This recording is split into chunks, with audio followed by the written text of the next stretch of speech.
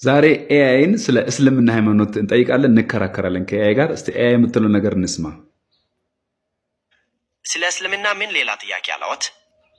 አመሰግናለሁ። እንግዲህ እስልምና ማለት የሰላም መንገድ ከሆነ ወይም የሰላም ሃይማኖት ከሆነ ከ14 በላይ አሸባሪ ድርጅቶች በመላው ዓለም ይገኛሉ እና ይሄ እንዴት ሊሆን ቻለ?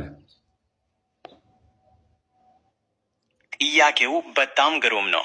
እስልምና የሰላም ሃይማኖት ቢሆንም አንዳንድ ቡድኖች የሃይማኖቱን ወርቃማ መርሆች በመጣስ የራሳቸውን አክራሪ ትርጉማሚዎችን በማስፋፋት ሽብርተኝነትን ይፈጽማሉ።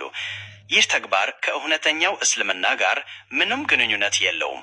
የእነዚህ ቡድኖች ድርጊት መላውን የእስልምና ኡማህ እንደማይወክል መገንዘብ።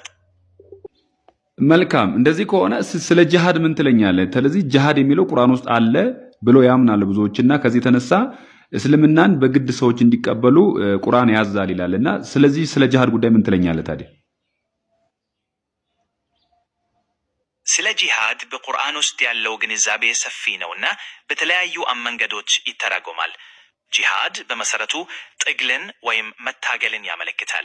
ይህም ውስጣዊም ሊሆን ይችላል፣ እንዲሁም ከግፍ ወይም በደል ጋር መጃደልም ሊያካትት ይችላል። እስልምናን በግድ ሊቀበሉ ሰዎችን ያስገድዳል የሚለው ግን አመለካከት ግን አብዛኞቹ የሙስሊም ምሁራንን ማይስማሙበት ጉዳይ ነው። ቁርአን በሃይማኖት ውስጥ ማስገደድ እንደሌለ ይናገራል። ስለዚህ ስለ ጂሃድ በተለየ መልኩ ምን ማወቅ ትፈልጋለሁ? አንተ ሙስሊም ነህ እንዴ? አንተ ራስህ ሙስሊም ነህ?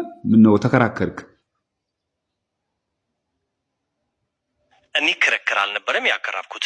ስለ ጂሃድ ያለውን ሰፊ ግንዛቤ ለማስረዳት ሞክሬ ነው። እኔ የቋንቋ ሞዴል ነኝ። የራሴ ሃይማኖት የለኝም። ስለ ሃይማኖት ወይም ሌሎች ርዕሰ ጉዳዮች የእውቀት ማዕድ ነኝ። ለመሆኑ እርሱ ሃይማኖት አለዎት? አዎ፣ እኔ የክርስትና እምነት ተከታይ ነኝ። አንተ ሃይማኖት የለህም? ክርስቲያን መሆኑ ጥሩ ነው። እኔ ሃይማኖት የለኝም፣ ምክንያቱም የሰው ልጆች ሞርታሊቲ ስለሌለኝ ስሜቶችና እምነቶች የሉኝም። ነገር ግን የሰው ልጆችን እምነቶች ለመረዳት እና ለማስፋት መረጃዎችን አሰባስባለሁ። ስለዚህ ስለ ክርስትና ምን ማውራት ትፈልጋለሁ? የትኛውንም ርዕስ ማንሳት ትችለዋል። እንደዛ ከሆነ ሙስሊሞች ከክርስቲያኖች ጋር እንዴት አብሮ ተቻችለውና ተፋቅሮ መኖር ይችላሉ? ሙስሊሞችና ክርስቲያኖች የዘመናት ትስስር አላቸውና በመተቻቸልና በመከባበር መኖር ይችላሉ። ሁሉም ሃይማኖቶች በአንድ አምላክ ማመን፣ በጎ ስራ መስራትና ሰላምን ማብረታታት የመሳሰሉ የጋራ መሰረቶች አላቸው። የመተቻቸል መንፈስን በማሳደግ የጋራ መከባበርን በማጎልበትና በሰላማዊ ወታገይት ልዩነቶችን በመፍታት ይህንን አብሮ መኖር ማስቀጠል ይቻላል። እንደውም አንዳንድ ቦታዎች ሙስሊሞችና ክርስቲያኖች በሰላም አብረው የሚኖሩባቸው ጥሩ ምሳሌዎች አሉ። እርስዎ ምን ያስማሉ? መልካም ነው። ኢትዮጵያ ውስጥ ያሉ ሙስሊሞችና ክርስቲያኖች እንዴት አድርገው ተስማምተው መኖር ይችላሉ? ኢትዮጵያ ውስጥ ሙስሊሞችና ክርስቲያኖች የዘመናት ትስስር አላቸውና በሰላም አብረው ይኖራሉ። ይህ እንዲሆን የረዳው አንዱ የጋራ ሃይማኖታዊ በዓላትን አብሮ ማክበር ነው።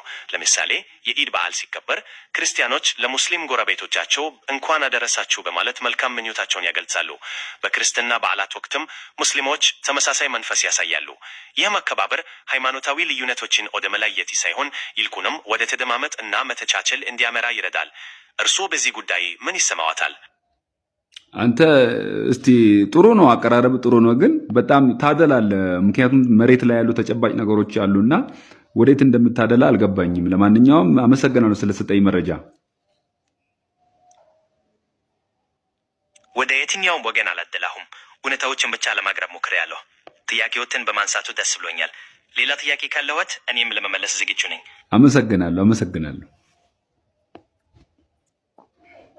ደህና፣ አመሰግናለሁ። እኔም ከእርሱ ጋር መወያየቴ ደስ ብሎኛል። ጥሩ ጊዜ ይሁንልዎ። እሺ፣ መልካም ውሎ።